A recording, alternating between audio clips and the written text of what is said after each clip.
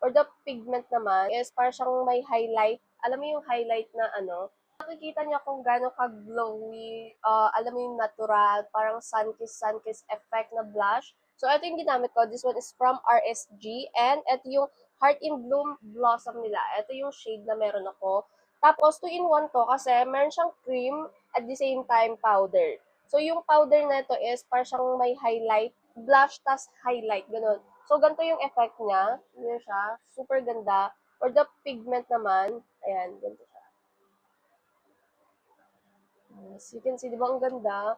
Kasi parang, alam mo yung kinis ka lang talaga ni Haring Araw, ganyan. Ang ganda ng effect niya. So, for eto yung kinagigiliwan kong, ano ngayon, blush. Kasi natutunan ko to, nakita ko to sa US influencer, ganyan. Nakalimutan ko kung ano yung pangalan niya.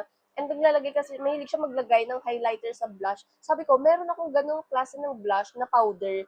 So, liquid muna and then powder. And ito yung pinato ko, sobrang ganda guys. Like, di ba? Ganda.